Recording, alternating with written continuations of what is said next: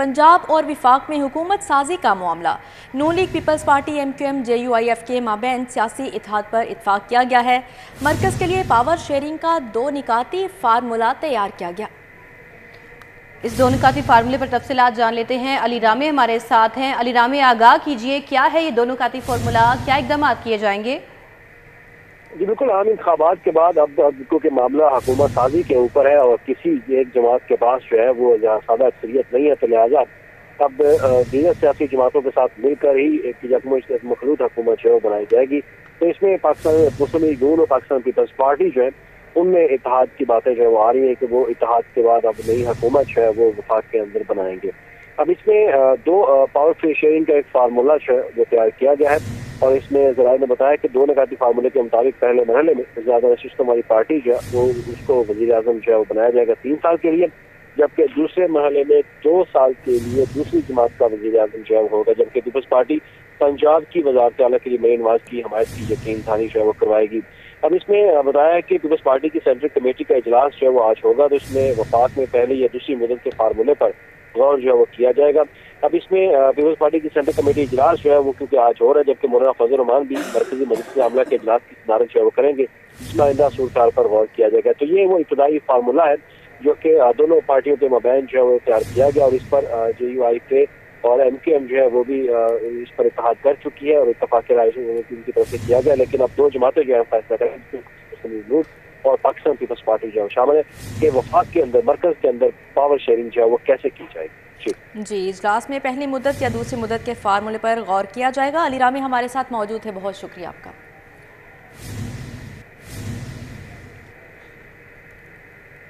उधर शहबाज शरीफ से आज़ाद मुंतखब होने वाले 5 अरकान असम्बली की मुलाकात। N189 से सरदार शमशेर मजारी, PP 195 से इमरान अकरम शामिल हैं और PP 240 से सुहेल खान ने भी मुलाकात की है। मजीद मुलाकात में कौन कौन शामिल था, राव दिलशाद हमारे साथ मौजूद हैं, उनसे मजीद तफसीलात जानेंगे। जी राव दिलशाद, अपडेट कीजिएगा इस हवाले से। बिल्कुल जी, साबिक वज़ीर आज़म और मुस्लिम लीग नून के सदस्य शहबाज शरीफ से आज़ाद मुंतखब होने वाले 5 अरकान असम्बली ने मुलाकात की है। N189 से सरदार शमशेर मजारी, PP 195 से इमरान अकरम, PP 240 से सुहेल खान, PP 297 से खिजर हुसैन मजारी और PP 249 से साहबजादा मोहम्मद गजीन अब्बासी ने मुलाकात की है और मुस्लिम लीग नून में शमूलियत का ऐलान किया है। तमाम अरकान ने कायद मुस्लिम लीग नून नवाज शरीफ पर एतमाद का इजहार करते हुए मुस्लिम लीग नून में शमूलियत का ऐलान किया है। शहबाज शरीफ ने आज़ाद अरकान का पार्टी में शमूलियत का खैर मकदम किया और मुबारकबाद दी है। शहबाज शरीफ ने कहा है कि आपके जज्बे को सराहता हूँ, आप पाकिस्तान को संभालने और अवाम को मुश्किलात से निजात दिलाने वाले काफिले का हिस्सा बने हैं। पाकिस्तान मुस्लिम लीग नून का अवलीन एजेंडा मुल्क और कौम की मुआशी खुशहाली पहले से भी बढ़कर अवाम की खिदमत करेंगे, जबकि 9 मुंतखब अरकान असम्बली ने नवाज शरीफ और शहबाज शरीफ की मुल्क और कौम के लिए खिदमत और जज्बे को सराहा है। पाकिस्तान को नवाज शरीफ के पुरखलूस विजन, तरक्की के एजेंडे और खिदमत के तज्जिए की जरूरत है, 9 मुंतखब अरकान असम्बली ने ये कहा है। जी ठीक है, राव दिलशाद हमारे साथ मौजूद रहिएगा। दूसरी जानिब आपको बताएं, हुकूमत साजी का मामला और मुस्लिम लीग नून के रहनुमाओं की अहम बैठक हुई। मियां शहबाज शरीफ ने मुस्लिम लीग नून के सीनियर रहनुमाओं को अपनी रिहाइशगाह तलब कर लिया है। राव दिलशाद, इस हवाले से क्या अपडेट्स हैं? राव दिलशाद से हम रब्ता करने की कोशिश करेंगे, आपको अपडेट कर रही हैं। मियां शहबाज शरीफ ने मुस्लिम लीग नून के सीनियर रहनुमाओं को अपनी रिहाइशगाह पर तलब किया है और अहम बैठक मुतवक्के है। मुस्लिम लीग नून के सीनियर रहनुमा अयाज सादिक इसमें मौजूद होंगे। ख्वाजा साद रफ़ीक भी शहबाज शरीफ की रिहाइशगाह पहुँचेंगे। मरीम औरंगज़ेब, आज़म नज़ीर तारड़, अताउल्ला तारड़ भी मॉडल टाउन पहुँचेंगे और सियासी जोड़ तोड़ के हवाले से अहम तरह की मुशावरत मुतवक्के है इस मुलाकात में। इसके अलावा दोस्त मज़ारी, आबिद रज़ा, आज चीमा भी शहबाज शरीफ की रिहाइशगाह मॉडल टाउन पहुँचेंगे। मलिक अहमद खान, शिजा फातिमा और इसके अलावा अनुशा रहमान भी मॉडल टाउन पहुँचेंगे और आज ये अहम मुलाकात होने जा रही है सियासी जोड़ तोड़ के हवाले से मुशावरत पर। 9 मई जैसे वाक़ियात दोहराने की कोशिश की गई तो सख्त रद्द-ए-अमल होगा। वज़ीर आला मोहसिन नकवी ने कहा है कि हम नहीं चाहते ऐसे वाक़ियात हों, निमटने की भरपूर प्रैक्टिस है। मज़ीद कहा, 9 मई जैसे वाक़यात मुल्क अफोर्ड कर सकता है, ना इजाज़त देंगे। आवाम को बताना चाहता हूँ कि गुमराह करने वालों से बचें। पुरअमन एहतजाज हक है, कोई नहीं रोकेगा। 9 मई की तरह काम करेंगे तो इसका बंदोबस्त 4 गुना ज़्यादा होगा। इतलात हैं 9 मई जैसे वाक़यात दोहराने के बारे में गुफ्तगू की गई। आने वाले वज़ीर आला के लिए नई ख्वाहिशात और दुआएं हैं। ये है और ये मैं बड़ी ज़िम्मेदारी से आपको बता रहा हूँ कि पिछले 2 दिन में हमारे पास सॉलिड एविडेंस है कि चंद लोग पूरा प्लान कर रहे हैं कि 9 मई तरह का एक इंसिडेंट रिपीट किया जाए। इस सिलसिले में मैं आपको बता दूं, अगर किसी ने भी कोई उस तरह की चीज़ करने की कोशिश भी की तो 9 मई का रिएक्शन तो थोड़ा था, उसका कई गुना ज़्यादा रिएक्शन होगा। 1-2 जगह से हमारी एजेंसीज़ ने चीज़ें पिक की हैं जहाँ पे बाकायदा उसी तरह की गुफ्तगू हो रही है कि हम इस जगह पे ये करें और ये करें। मैं इसलिए एडवांस बताना चाह रहा हूँ कि हम नहीं चाहते कि ऐसे कोई वाक़यात दोबारा हों, और निबड़ने की तो अब प्रैक्टिस पुलिस को भी है, सबको है, लेकिन हम नहीं चाहते कौम और डिवाइड हो। आपके पास एक प्रोसेस है, आप ज़रूर करें, जो आपका कानूनी राइट है वो ज़रूर इस्तेमाल करें, लेकिन किसी भी सूरत में कोई तरीका नहीं होगा कि कोई उस तरह का इंसिडेंट रिपीट हो जाए। तो मैं उन लोगों को वार्न भी करना चाहता हूँ, और मुझे पता है कि जो लोग ये कर रहे हैं, डेफिनेटली जो इन्फॉर्मेशन और सारा कुछ है वो विच प्रूव्स है, तो वो कोई ऐसी हवाई चीज़ नहीं है।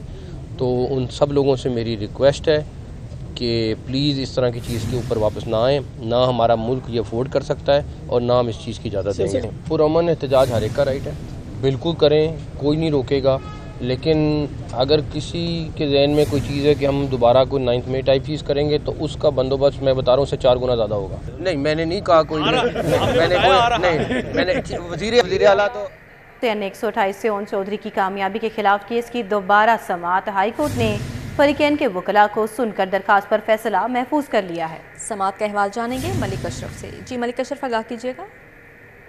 जी बिल्कुल, लाहौर हाई कोर्ट के जस्टिस अली बाकर नजफी ने एन 128 से चौधरी ओन चौधरी की कामयाबी के खिलाफ दायर दरखास्त पर दोबारा समाअत की है, और अदालत ने इलेक्शन कमीशन और दरखास्त गुजारों के वकील के दलाइल सुनने के बाद फैसला महफूज कर लिया है।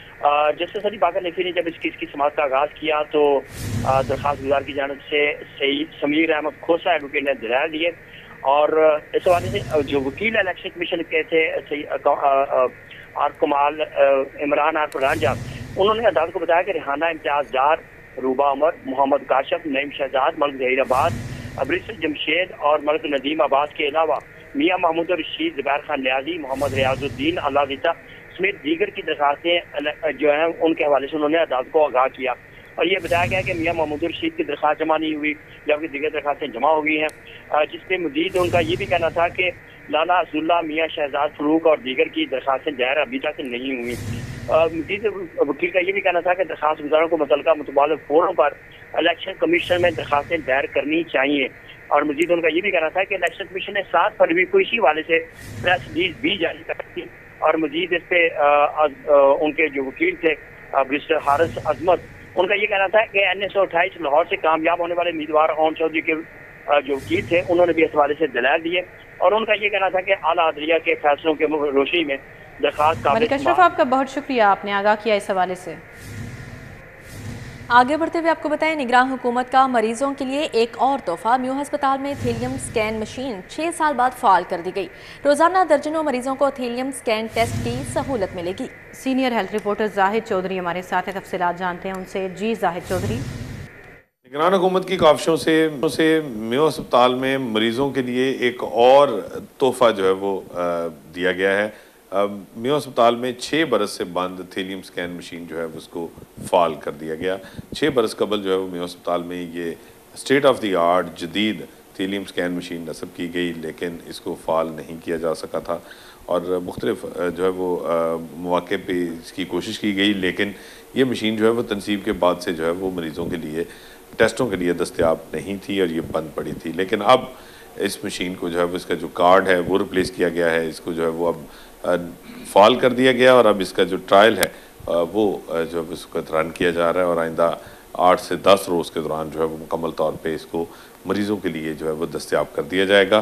थीलियम स्कैन मशीन के फ़ाल होने की वजह से न सिर्फ जो दिल के अमराज में मुब्तला मरीज़ हैं उनका कार्डिक स्कैन हो सकेगा, बल्कि इसके साथ साथ रीनल स्कैन, ब्रेन स्कैन और थायराइड स्कैन जो है वो होंगे। ये जी ठीक है जाहिद चौधरी, बहुत शुक्रिया। सेंट्रल बिजनेस डिस्ट्रिक्ट अथॉरिटी का नया शाहकार सीबीडी ने लाहौर सिविक प्रोजेक्ट के लिए मॉनिटरिंग मार्केटिंग कंपनीज की फाइनेंशियल बिड खोल दी हैं।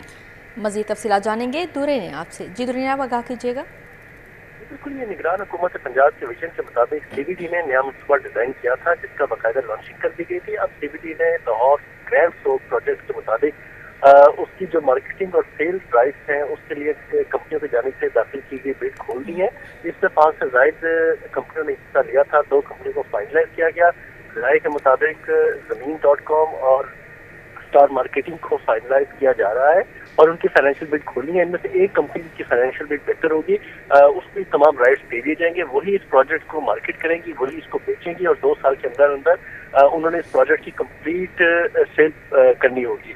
और इस हवाले से ये तमाम तर जो प्रोजेक्ट है ये बड़ा खूबसूरत डिजाइन किया गया प्रोजेक्ट है और इसमें रेस्टी 1112 की अराजी पर ये बनाया जा रहा है और इसके साथ ही इसका 3 कैटेगरीज रखी हैं और 3 टाइप्स की दुकानें जो है वो लोगों को दी जाएंगी और इसको बेहतरीन तरीके से LOS के मुकाम पर डिजाइन करके मार्केट किया जाएगा और रेवेन्यू इकट्ठा किया जाएगा। जी दुरे नयाब, आपका बहुत शुक्रिया।